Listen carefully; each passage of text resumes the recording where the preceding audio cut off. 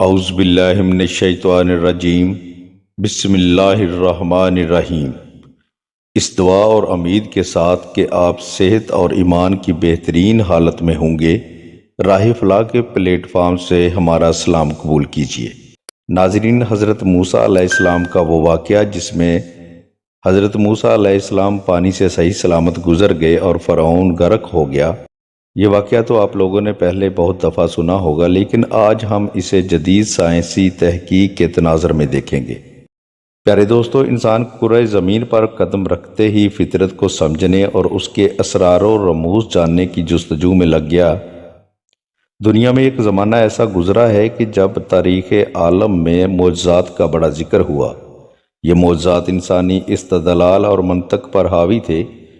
بے شک معجزے کی تعریف یہ ہے کہ کوئی ایسی بات یا ایسا واقعہ جو انسانی زندگی میں ظہور پذیر تو ہوا، مگر بنی نوع انسان کے پاس اس کی کوئی تشریح نہ تھی۔ عہد قدیم کے معجزات کا آج کی جدید سائنسی روشنی میں تجزیہ کرنا نہایت مشکل کام ہے، کیونکہ ہم ماضی میں پلٹ کر نہیں جا سکتے، تاہم چند معجزات ایسے ہیں جنہیں پرکھا جا سکتا ہے۔ انہی معجزات میں سے ایک حضرت موسیٰ علیہ السلام کا عصا کو سمندر پر مارنا، پانی کا معجزانہ طور پر پھٹ کر ان کو رستہ دینا، اور فرعون کو اس کے لشکر سمیت دریائے نیل میں غرق کرنے کا ہے، جسے ہم ایک سائنسی توجیہ کے ساتھ بیان کریں گے۔ تو پیارے دوستو، فرعون مصر کے بادشاہ کا لقب تھا۔ حضرت موسیٰ علیہ السلام جس فرعون کے زمانے میں پیدا ہوئے، اس کا نام قبوس ابن مصعب ابن ریان تھا۔ کردار کے لحاظ سے یہ فرعون بابل کے نمرود کا بھائی تھا۔ دونوں ہی نے خدائی کا دعویٰ کیا تھا۔ مورخین کے مطابق جب آپ کا سن مبارک 80 سال کے لگ بھگ ہوا تو اللہ تعالیٰ نے آپ کو منصب رسالت کے لیے منتخب کیا اور خالص توحید کی تعلیم فرمائی گئی، اور فرعون اور اس کی قوم کی ہدایت کے لیے مامور کیا۔ آپ علیہ السلام نے مصر کا رخ کیا اور اپنے بھائی ہارون کو ساتھ لے کر فرعون کے پاس پہنچے اور اس سے دو مطالبات کیے۔ پہلا یہ کہ اپنے آپ کو خدا کہلوانا چھوڑ دے اور اس ایک خدا کی بارگاہ میں جھک جاؤ جو تمام جہانوں کا مالک ہے۔ دوسرا، بنی اسرائیل پر جو ظلم و ستم روا رکھا ہے اسے چھوڑ دے۔ قاہرہ و مطلق انسان فرعون، جس کو صرف اپنی حکومت و بادشاہت ہی کا غرور نہیں، اپنی خدائی اور ربوبیت کا بھی دعویٰ تھا، اور وہ اس ضرب کلیمی کو برداشت نہ کر سکا اور حضرت موسیٰ اور بنی اسرائیل پر ظلم و ستم کے پہاڑ توڑنا شروع کر دیے۔ حضرت موسیٰ علیہ السلام صبر و استقلال کے ساتھ دین حق کی تبلیغ کرتے رہے۔ اسی دوران یہ حکم نازل ہوا کہ بنی اسرائیل مصریوں سے علیحدہ اپنی بستی آباد کریں، اور مصر سے نکل جانے کا حکم ہوا۔ نیز یہ بھی بتا دیا گیا کہ فرعون کی طرف سے تمہارا تعاقب کیا جائے گا، لیکن وہ اور اس کا لشکر غرقاب ہوگا۔ وہی ہوا۔ بعض شارحین نے اس کو غالباً فلکیاتی اسباب کی بنا پر ایک مد و جزر کا واقعہ خیال کیا۔ بعض نے اس کو کسی دور افتادہ مقام پر ہونے والے آتش فشانی کے عمل سے متعلق ایک زلزلہ سمجھا، لیکن یہ سب کچھ ایک خالص مفروضہ ہے۔ حضرت موسیٰ اور بنی اسرائیل کا سمندر سے گزرنے کا واقعہ بہت سی تحریروں اور سائنسی مطالعوں کا موضوع رہا ہے۔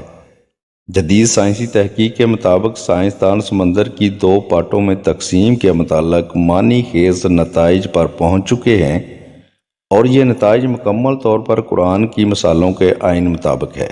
وولزنگر نون اور اینڈروسر الیکزی، دو روسی ریاضی دانوں نے ثابت کیا کہ حضرت موسیٰ علیہ السلام نے سمندر کے ٹکڑے واقع کیے ہوں گے۔ ان دونوں سائنسدانوں نے ان حالات کی چھان بین کی اور اس معجزہ کی تصدیق تک پہنچ گئے۔ روس کے science of academy Russia of bulletin میں شائع ایک مقالے کے مطابق اس وقت بحیرہ احمر میں سطح کے عین قریب ایک سمندری چٹان تھی۔ وہاں سے سائنسدانوں نے ہوا کی رفتار اور طوفان کی طاقت کا اندازہ کیا جو اس خشک چٹان کو اونچا کرنے کو درکار تھا۔ یوں واضح ہو گیا کہ ہوا کی رفتار 30 میٹر پر سیکنڈ نے سمندر کو پچھاڑ دیا ہوگا اور چٹان سامنے آ گئی ہوگی۔ وولزنگر کے مطابق اگر ہوا 30 سیکنڈ پر میٹر کے حساب سے ساری رات چلتی رہی ہوگی تو چٹان خشک اور سامنے آ گئی ہوگی۔ مزید یہ کہ فرعون کے لشکر کی تعداد 6 لاکھ تھی۔ اس معجزے کو نیوٹن کے قوانین کی روشنی میں بھی جانچا گیا تو سائنسدان اس نتیجے پر پہنچے کہ ہم معترف ہیں کہ خدا طبیعیات کے قوانین کے ذریعے زمین پر حکومت کرتا ہے، لہٰذا اس بات کو فراموش نہیں کرنا چاہیے کہ خدا جب چاہے کیسے بھی حالات پیدا کر سکتا ہے۔ یہاں معجزانہ پہلو یہ ہے کہ یہ سب واقعات یعنی ہوا کی رفتار، وقت اور جگہ، یہ سب حضرت موسیٰ علیہ السلام کے گروہ کے پہنچنے پر ہی رونما ہوئے۔ پانی کا سکڑنا اور فرعون کے لشکر کے سمندر پار کرنے پر پانی کا واپس آ جانا اس بات کی واضح مثال ہے کہ یہ واقعہ ایک معجزہ ہے۔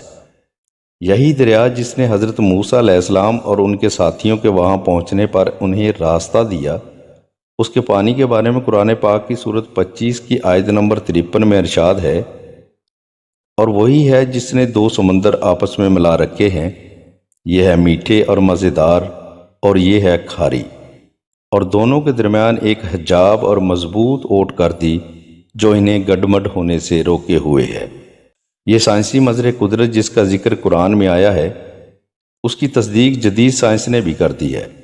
ڈاکٹر ولیم جو تجربات کے نامور سائنسدان بھی ہیں اور امریکہ کی کولراڈو یونیورسٹی میں ارضی سائنسز کے شعبے میں بطور پروفیسر بھی خدمات سر انجام دے رہے ہیں، ان کے مطابق جہاں 2 مختلف سمندر آپس میں ملتے ہیں ان کے درمیان ایک دیوار بھی حائل ہوتی ہے۔ اس بات کا تذکرہ قرآن نے آج سے 1400 سال پہلے بیان فرما دیا تھا۔ ارشاد باری تعالیٰ ہے، اس نے 2 دریا جاری کر دیے جو ایک دوسرے سے مل جاتے ہیں، ان دونوں میں ایک آڑ ہے کہ اس سے بڑھ نہیں سکتے، اور اب جدید سائنس نے واضح کر دیا ہے کہ یہ دیوار 2 سمندروں کو جدا کرتی ہے تاکہ ان 2 میں سے ہر ایک کے پانی کا درجہ حرارت اپنا اپنا رہے، ان کی نمکیاتی سطح، کھاری پن اور کثافت جدا جدا رہے۔ جب ایک سمندر کا پانی دوسرے سمندر کے پانی کی خصوصیت اختیار کر لیتا ہے، ایک طرح سے یہ دیوار 2 سمندروں کے پانیوں کے درمیان عارضی طور پر ہم جنس یا ہم صفت بنانے کا کام کرتی ہے۔ یہ بات بھی دریافت ہوئی ہے کہ سمندروں کے چوڑے دہانوں پر جو شے میٹھے تازہ پانی کو نمکین پانی سے الگ اور ممیز کرتی ہے، اسے پینوکلائن زون کہتے ہیں۔